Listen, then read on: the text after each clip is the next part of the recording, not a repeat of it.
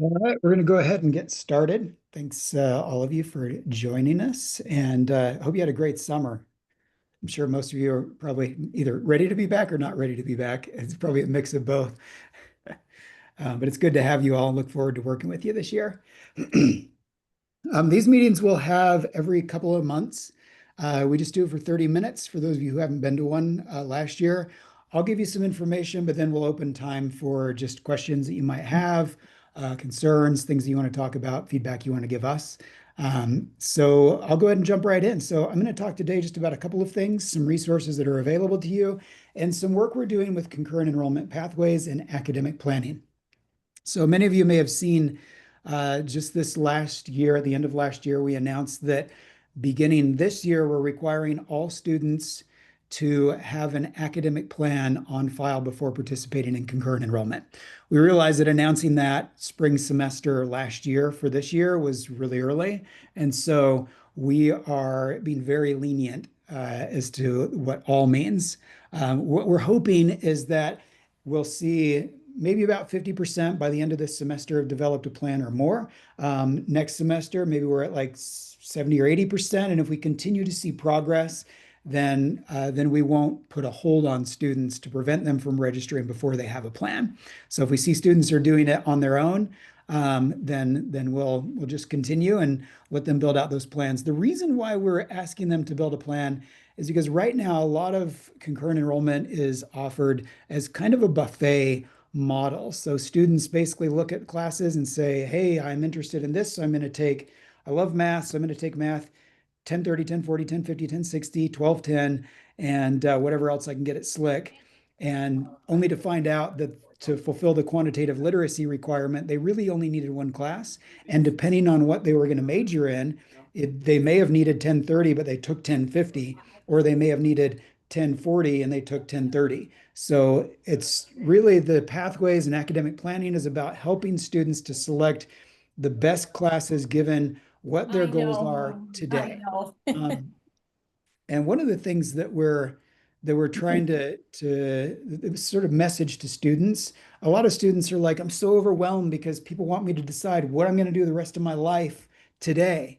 And we're not asking them to do that. What we're asking students to do is say, what are you interested in right now?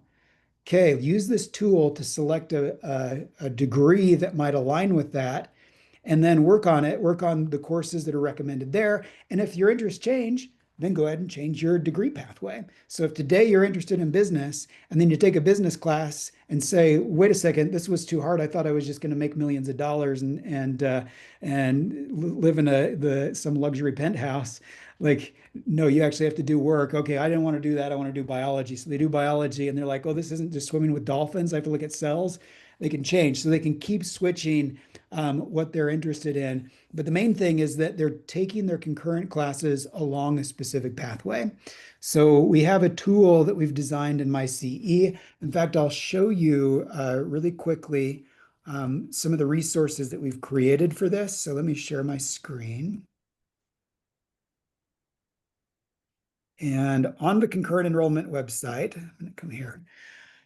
We've revised the first three buttons. It used to say admissions, registration, pay tuition. We've now added a step called orientation and planning. So all of this is automated. Students come here. There's a series of videos that they watch and instructions they follow based on what their situation is. If they are brand new to concurrent enrollment, and this is the very first concurrent class they're going to take, they expand these out. If they have already completed one concurrent class but haven't built a plan, they'll expand the other one out. So this goes through basically everything they need to know to be successful in their first concurrent enrollment class. There's a message to parents that basically says, hey, the best thing you can do for your kid is let them do this for themselves and just be there for a support. Don't try to do it for them in a really nice way. So that video, we've got another one that talks, actually, here's the set of instructions on how to set up your SLCC student account. For those of you who know David Curl as your liaison, he worked on designing these instructions, tested them with students to figure out where they got stuck, and tried to refine them so that students could get through it without getting stuck. So this walks them through that. And then we talk about beginning with the end in mind, like what kind of a career do you want? Well, I want to be a millionaire. Okay. Then what college degree will get you there? which classes do you need to take to get there, which concurrent classes are going to get you there. So this talks about some ways you can try to figure that out. And then the last one walks them through step by step how to build their academic plan in MyCE. So the whole thing takes about an hour to an hour and a half. A lot of people roll their eyes and say, well, these are high school kids. They're completely distracted. There's no way they can do that. And to that, I say that teenagers will do what the adults expect of them and hold them accountable to. Um, and also, so what was I going to say? Um, yeah, anyway, that's the main point that if we expect them to do that. Oh, the other point was they're if they're going to take a college class, you're saying they can't complete a 1 hour assignment where they have to build an academic plan and watch some videos, but they are ready to take a college class where they do multiple hours of homework outside of class. Like that doesn't make sense to me. So I think like even though it is a little bit of work, if they're going to take a college class where they're going to be expected to behave like adult college students and engage in material like adult students, then they should be able to complete this activity and build out that plan to help them select their courses with greater intention. So that is something we're launching. We have four individuals that we've hired. I'll show you. So under the advising link on our website, these are our advising coordinators, and their job is to go out into the high schools. They're going to try to make an appearance at least every 2 weeks. And they're called advising coordinators because they're there to coordinate the advising work, not to advise all students. They may do some advising for students who get stuck or have specific questions, but a lot of kids will be able to complete the instructions on that I just showed you there and do that on their own. But for those who can't, they'll be working with you, with the concurrent enrollment coordinators, the counselors, to try to figure out what can we do as a team to support students in building these plans and choosing courses with intention and purpose and helping students who are maybe struggling and need some intervention. So, and it'll vary at every school. At some school, you might say, well, the teachers can do this in the classroom, and then we'll have the counselors do this other thing over here, and the coordinator will do this, and then the advising coordinator will do this other thing. So you all will decide as you're working with the coordinator or the advising coordinator how that's going to work and shape out, and how do we best support students at your school. So I think that's all I'm going to say on the requirement for academic planning and concurrent enrollment pathways.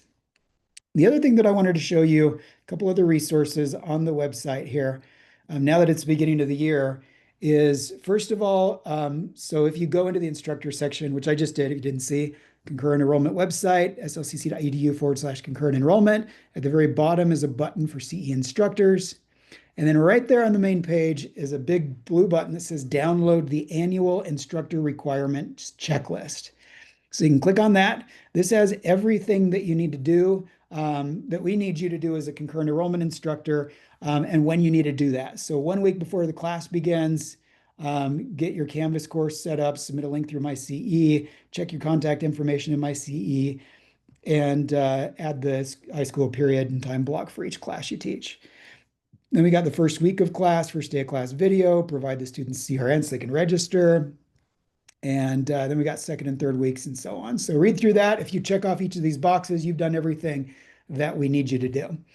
Also, you want to look for emails from me. We'll be sending an email to any new instructors who have not yet completed the new instructor onboarding, and also training on the course content for the first time. So there's 2 trainings that you would complete as a new instructor: general training and course specific training, so you know what you're supposed to be teaching.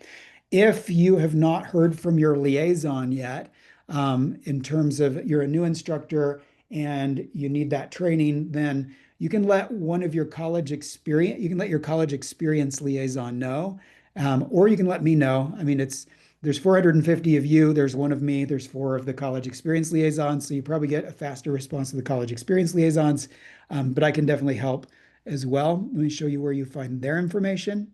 So about CE, and if you go to our staff, let's see, we've got Robert Thorne if you're teaching in a STEM field, Pace Gardner actually just left. He missed the classroom and went back to the classroom at Juan Diego. So for those of you who have worked with Pace, he's moved back to the classroom, and David Curl is taking his spot as the English liaison, but he's also going to be supporting business and social sciences. So you can reach out to David. And then Trudy is the arts and CTE, so a lot of construction and welding and that kind of thing.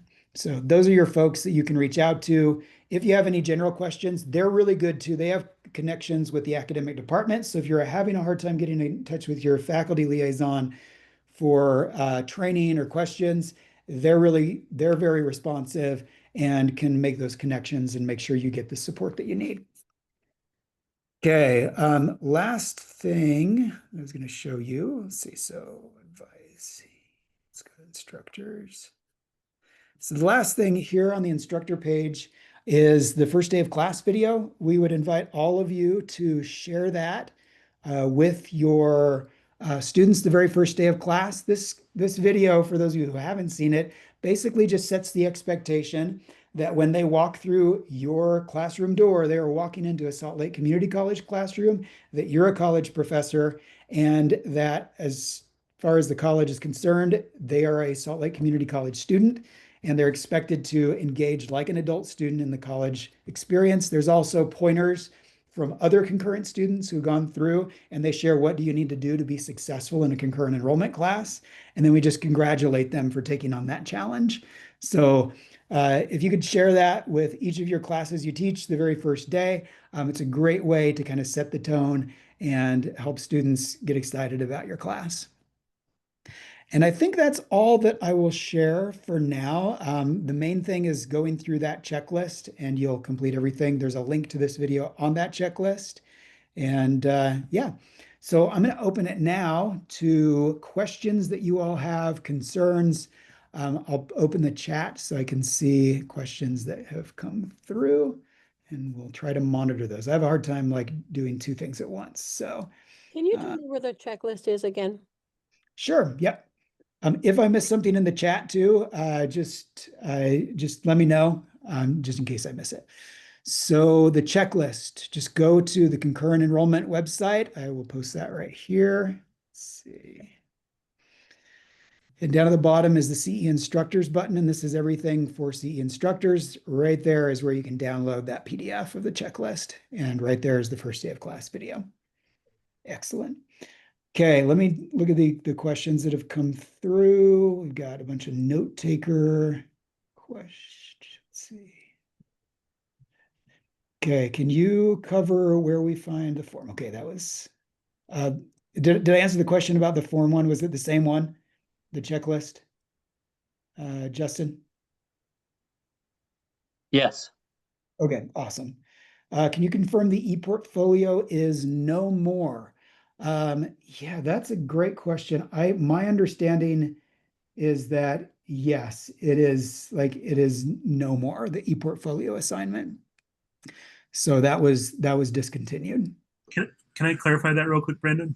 Yeah, thanks. If I got that wrong, then please. Just in one part of the wording. So the e-portfolio as like a platform, a delivery tool, as a concept, is no longer required for general education courses. The assignments, the signature assignments, are still part of the SLCC experience.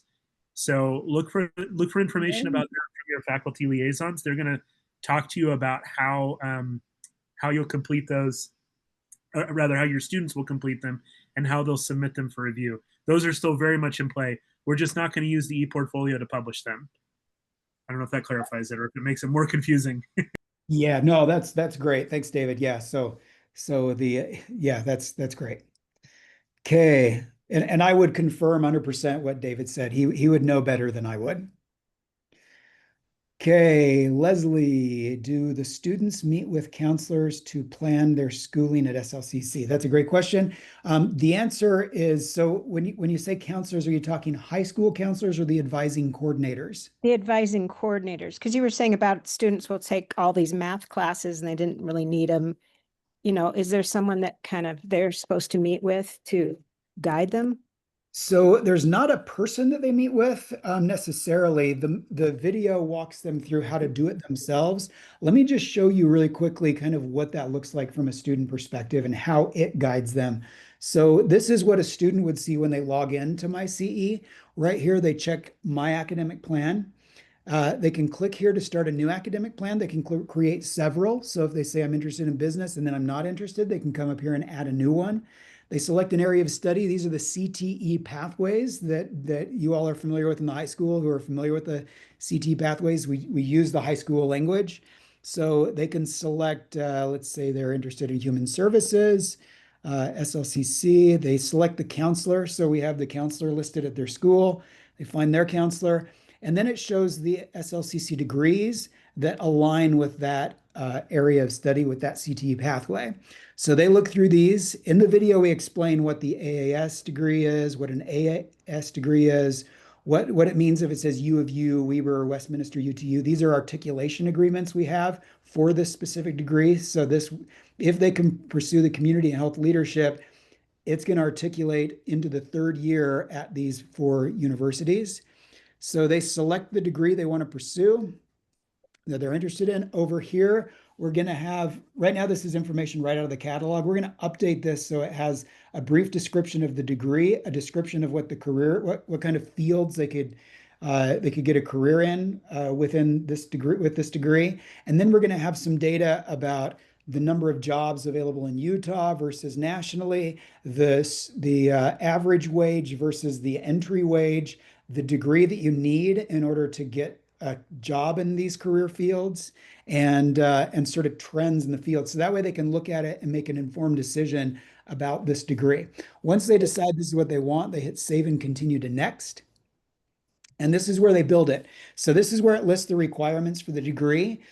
Each of these boxes, they have to select the number of credits. So this says 3 credits. I can do English, either English 1010 or English, AP English. They hit select, and then I gotta move this stuff out of the way. Let's see. So I can check the box, and they say I'm gonna take this fall 2027 because it says I'm supposed to do it when I'm in 12th grade.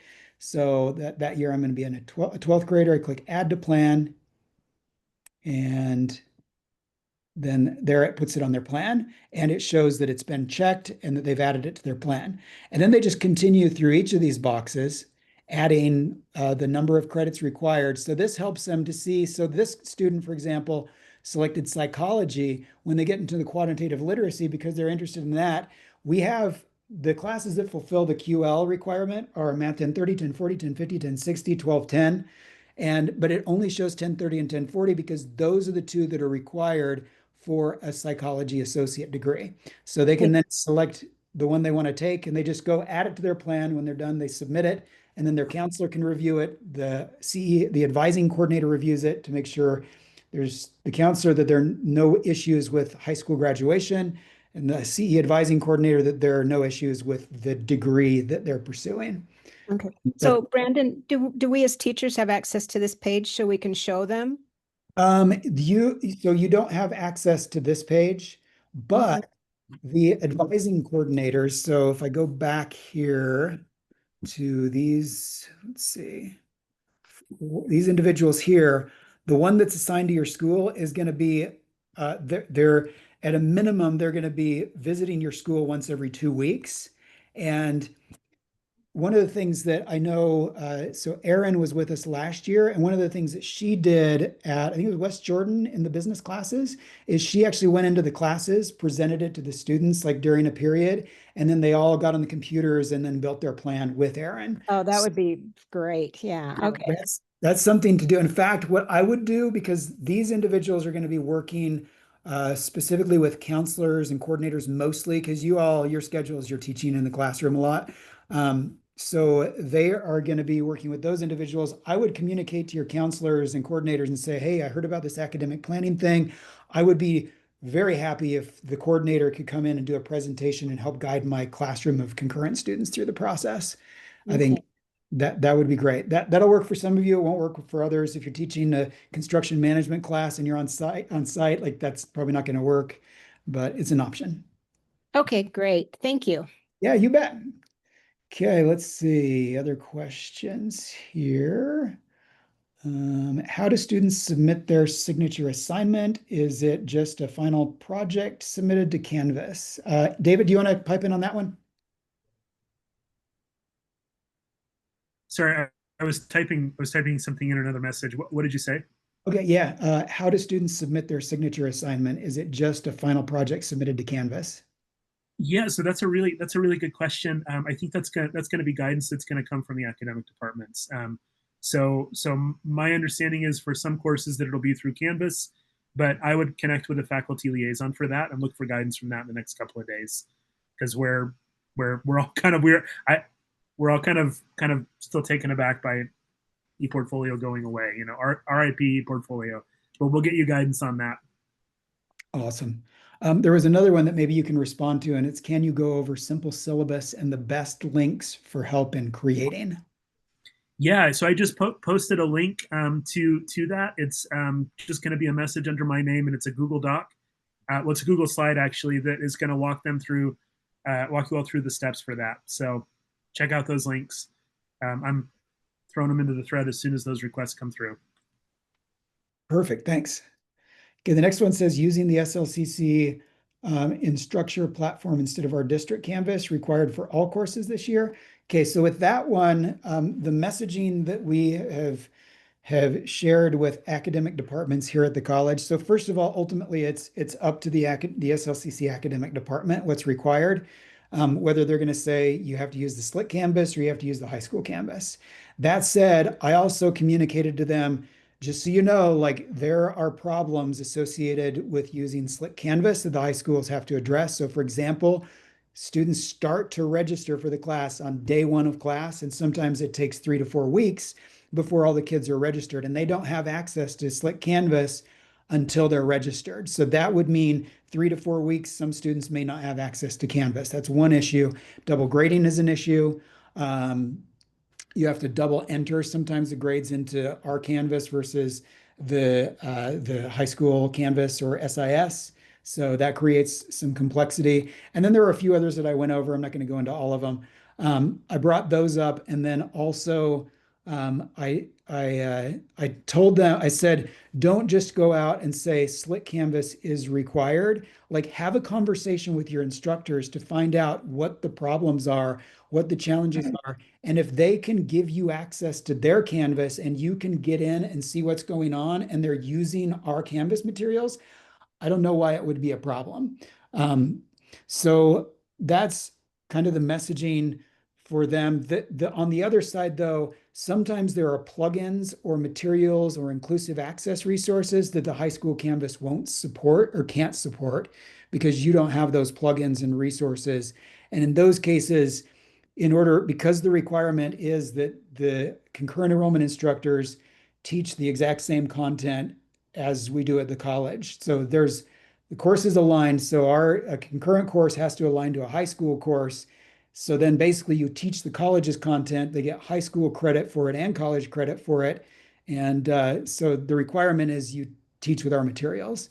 So anyway, yeah, that's me just kind of rambling on about that. I saw a couple of hands go up. Yeah, I just was thinking about my school's requirements for Canvas for the way things are set up.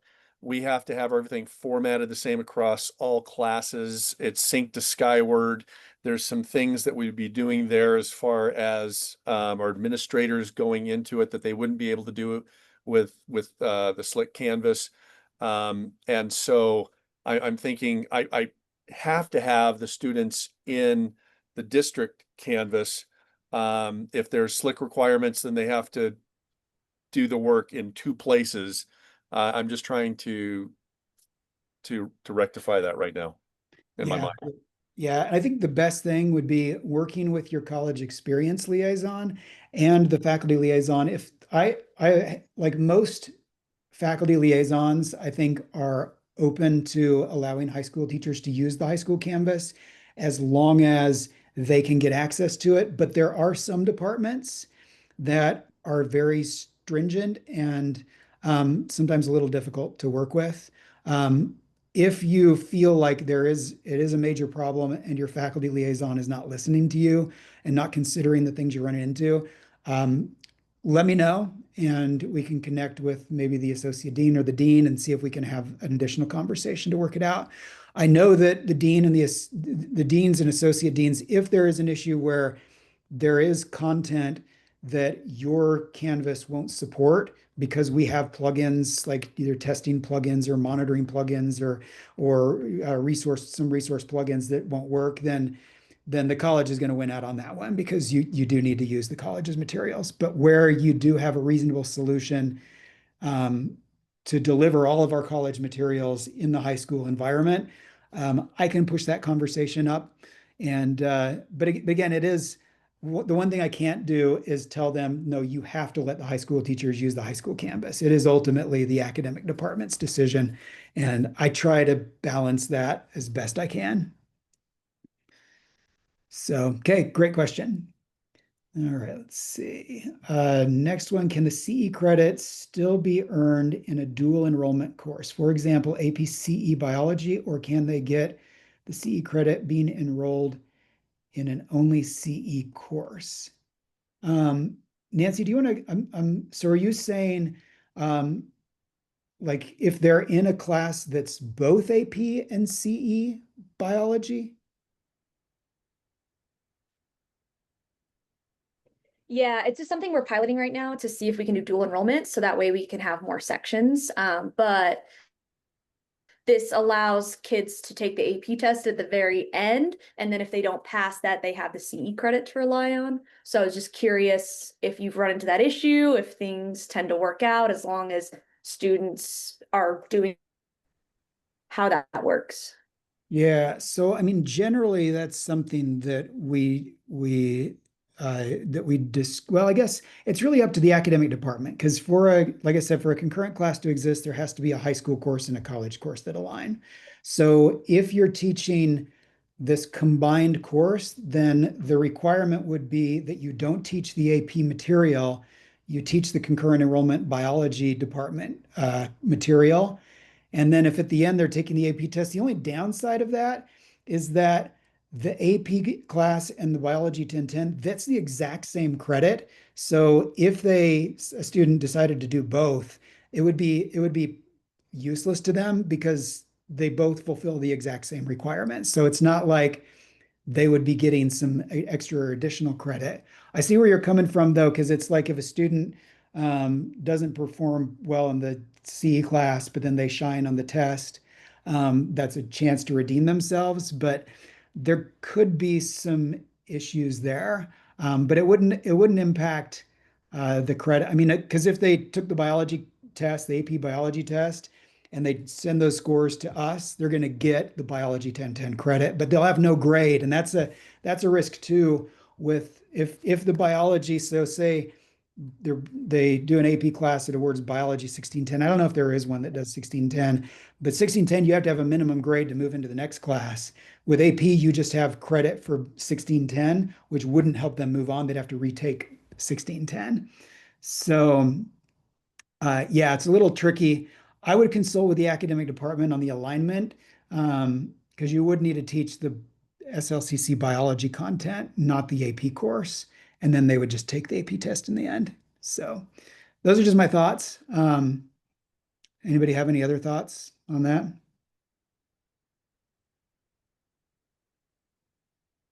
Brandon, we had probably 20 years ago here at my school, we had somebody do this sort of thing. And what Mhm. they did with the class that they had at the time, they taught the CE class the first semester. And the second semester, they went and focused on the AP curriculum for the test. Okay.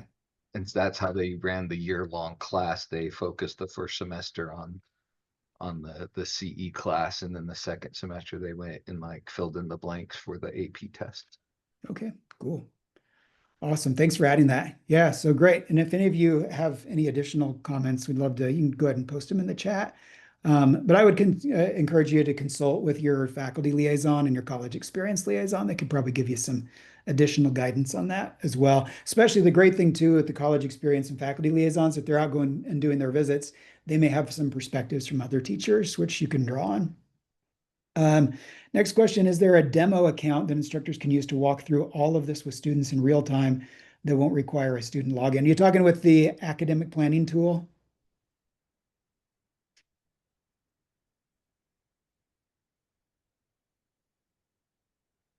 Just says AW iPhone, so I'm not sure who that is. If that's the case, there is not a dummy account for or a demo account for the academic planning tool, unfortunately. So that's where it'd be best to work with the advising coordinator that's assigned to your school. Okay, let's see. We are at time. Let me just check and see if looks like there's a couple of other questions here. I like to make sure we stick with the time. So if any of you have to leave and don't have any additional questions or not interested in these last two questions, feel free to take off. We try to make sure we end all these meetings at exactly 3:30, but I am happy to hang on even longer. I can hang on for another half hour if you have additional questions you want to have answered. But we'll go ahead and officially end the meeting. I'll go ahead and answer these last two questions, and then I'll hang on as long as I need to. Thanks, everybody, and have a wonderful fall semester. Okay, question. If SLCC changed the curriculum provider for the course and it increased cost to nearly $10,000 a year, up from $2,000 previously, is there a resource from SLCC to assist with these costs? Okay, you're talking like they changed the curriculum and now there's some specialized equipment that's required? So, sorry, can you hear me now? Yeah. So they changed, it's for the EMT course. They changed the provider for the curriculum to a different publisher. Okay. And that publisher, before, per student to get all the curriculum that was required, it cost for how many students we have about $1,900. As of right now, and I usually add about 10 to 15 students, it's just under $9,000. So it'll probably be close to $11,000 to get this new provider's equipment to get the same thing that was required previously. So, I mean, that's a massive jump. That's not something that obviously the district budgeted for because they didn't pass along that they were changing the curriculum. Mhm.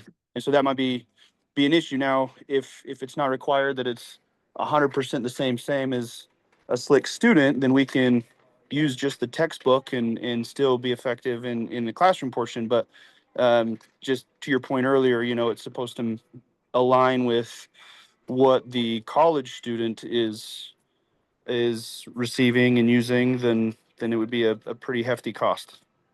Yeah, that's a good question. And I would what I would do is consult with the academic department on that. I think David, you worked with the EMT course, right? Yep. Yeah. So let's make a plan together. Let's connect and let's see what we can do because they made some changes, but the new folks who are in charge might have some ideas about that. So Yeah, yeah, let me connect with them. I'll that'd be CC you. great. Yeah, that would be perfect. Thank you very much. Well, and also I think with the EMT course, I think this may be the last year that we're running it for college credit. I mean, the nice thing with the EMT course is that whether you get college credit or not, the students are still getting the EMT certification, and that's ultimately what matters. So maybe David and you could take that back and just be like, hey, this is if you're going to discontinue the course next year, then it seems unreasonable to require this enormous cost for just a 1 year time, and then they go back to using the other class. That's the first time I've heard they're discontinuing the course. Is that where's that coming from? That's Yeah, a I big I thought they had communicated that, but I no. guess there's been a lot of uh, what is it, change within the Salt Lake Tech Center. So the EMT course, I believe, is moving over to tech credit, and that makes it ineligible for concurrent enrollment. So I think they were making some changes there, but they've had like huge turnover and all kinds of leadership over there. So it probably got lost in the shuffle. Um, yeah, so most likely this would be the last year that course is offered, but we'll send out an official announcement. But just as a heads up, because I would hate for you guys to fork out all that money and then all of a sudden you can't offer the class next. I mean, you could still offer EMT. They just wouldn't get the college credit. And the college credit for the EMT course, that it doesn't, I don't think there's a lot of degrees that actually helps them with. I think the certification is just as good as the college credit. So No, it's 10 credits. It's nearly half an associate's degree and an emergency services degree. is it? Okay. Yeah, so Slick only offers the EMT, but the credits are transferable anywhere else, and it's like I said, it's like a major chunk of their degree. Yeah, that's 10 credits is a lot. Yeah, so have that conversation with him. Let's see what comes of that. Keep me posted. Yeah, I'll get with David and take care of that. He's always done a good job taking care of us. So Okay, great. So it says in a previous meeting, you expressed that SLCC is really interested in students being treated like college students. How can I tie attendance into their grade like a college would? So this is like as much as we can make it like a college experience, as is possible, like all the better. But there are some circumstances where that may be difficult or your high school administration might not support it. That would probably be a good conversation to have with the administration and maybe with your college experience liaison to see if maybe there's some things that are done at other schools where they've been able um, to make attendance more like a college experience. Because I know like it's kind of a mix. I think most departments of the college don't really count attendance towards the grade, but some do have attendance policies where if they miss more than a certain number, they're automatically dropped or failed a class. So it's kind of all over the place, I think. It may be a little more consistent nowadays. It's been a few years since I've looked into that policy. But something to consult with your college experience liaison on and the academic department and maybe your high school administration to help them understand what you want to do. Okay, thank you. Yeah, you bet. Let's see. If we haven't heard from our academic liaison, who should we contact? So if you haven't, like if you've made an effort to try to get in touch with them and or they haven't reached out to you, I would start with your college experience liaison first and see if they can help you get in touch. If they can't and you're not getting any response, let me know and I'll make sure that connection happens and that they get moving.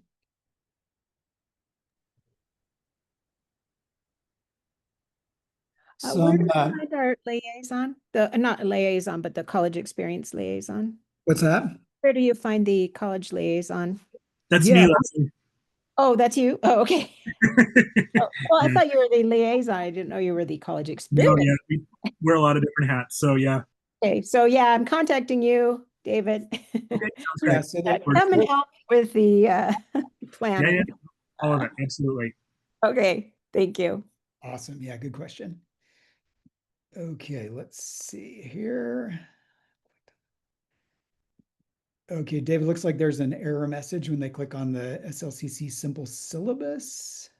Yep. And then Thomas, just give me a call when you got a minute. I'm available this afternoon, and I'm happy to see what we can do with it. So Oh, you know what? My guess is because I click on the link and it works for me. My guess is that it's trying to. Oh, wait, no, I get the error. No, okay, yep, I got an error. All right, yeah, David, if you can help him with that, that'd be great. Oh, I've been talking too much. Lose my voice. We'll get through it.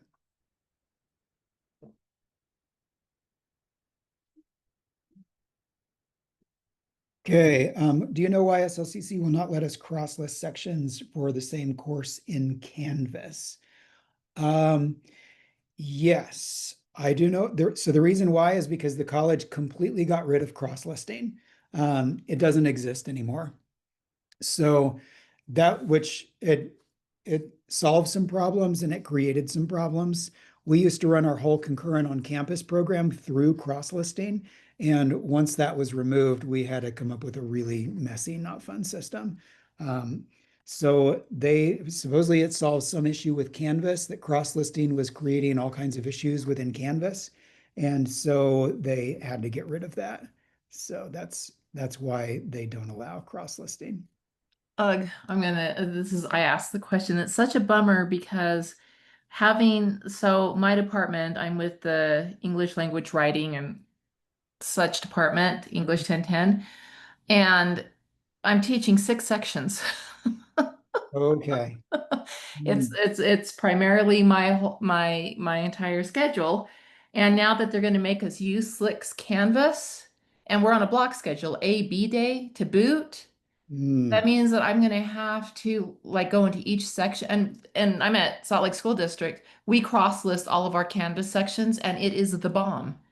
Like it works so well Yeah, so basically you can have 6 sections and they all are in one section. in one place, and And then I count for A and B days, and I can set up my classes within Canvas so students still only see the students in their class, like when they're in discussions and things. And so I like this is made for me because they're going to force me to use Slick's Canvas has made such a tremendous amount of work for me now on top of everything else I have to do. That's good to know. David, it might be good to maybe check with Darren.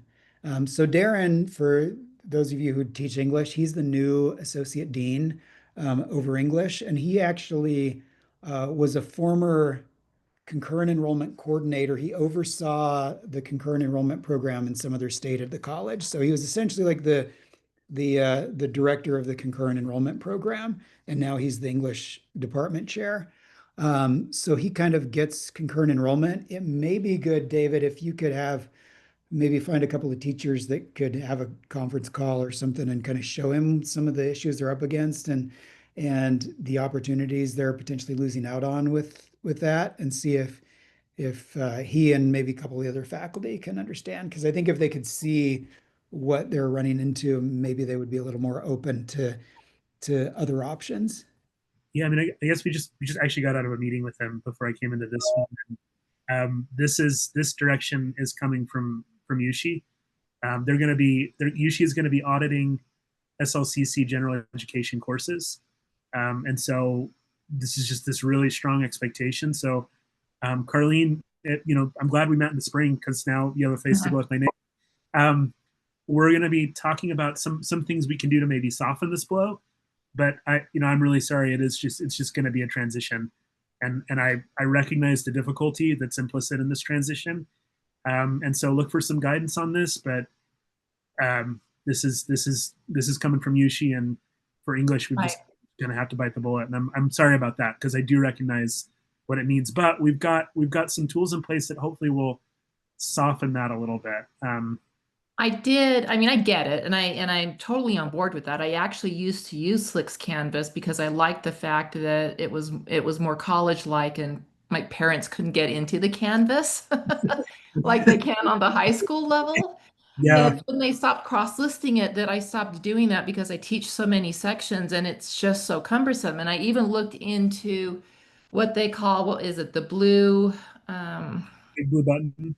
no, not the blue button. It's where you have a master course and you can import things into another course. Yeah, and it's not And Blueprint, it's Blueprint. blueprints. Gotcha. And I thought Blueprint would be the answer, but it's not because all it does is import things. But if you change things in the Blueprint, it does not go down to what they call the child sections. So it's not useful to me because I know how to import without having to have a program to do it for me. So my only concern was that now I'm going to have to go into 6 different sections, change 6 different due dates or do different things. And it's just really just a matter of time consumption, and time is precious. And so I'm just like, oh, if they just let me cross list, none of this would be an issue. High five, I do it. Happy, happy. I'm with you, and I'm sorry. I'm just Yeah. Well, here we are. Okay. sorry. Okay, let's see. There was one last, let's see. So classes start on August 13th for the Granite School District. If our department is requiring the use of Slick Canvas, does that mean we can't start using Slick Canvas until the start of the Slick semester on August 26th? David, do you know the rules on that? I think that may be the case, which is a big concern. So Stacy, this is something that um, I don't mean to say this to diminish the concern because English instructors just got hit with this today, and it's something that we've been able to kind of make our peace with it from our business classes. You can start using SLCC's Canvas right now, like you have access to it. You can set assignments. You might need to kind of manage those. Here is the bigger issue to manage and consider and think about is that your students won't be able to use it until they're admitted and they've registered.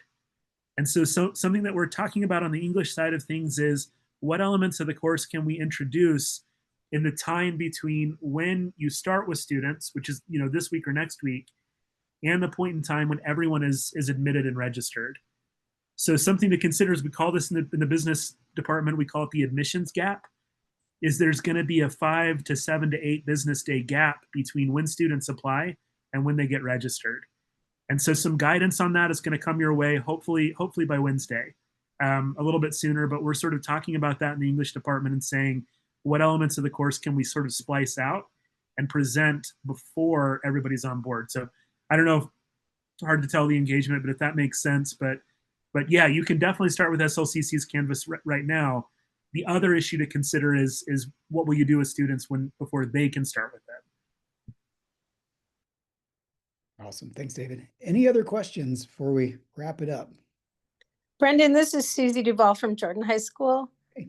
Hey, I just had a comment that you guys may be aware of this, but I had a student who took a lot of concurrent enrollment because they were just a high achieving student. They were loving it. They took tons of, I love that this advising is coming in, because what happened to the student is they got to their senior year and they hit the max number of hours they could take as an undergraduate to be eligible for financial aid. Oh, no. And it was just because they'd transferred in so many concurrent enrollment hours. And so they had a bunch of credits that they didn't need, but it was, and they were able to work it out, but they had to get special, like, anyway, so it's just good that we're advising students to not take classes they don't need or that don't count.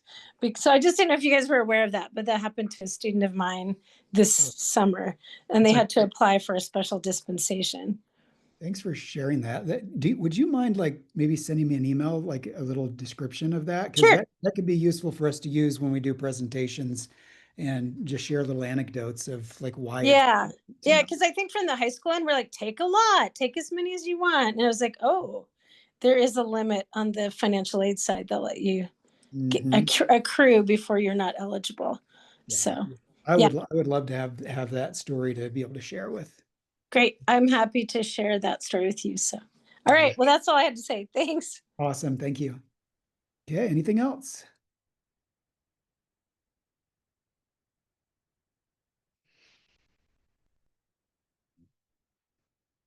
Okay, well, thanks everyone. Feel free to reach out to me or your college experience liaison anytime, and hopefully you have a wonderful fall semester. We'll talk to y'all later.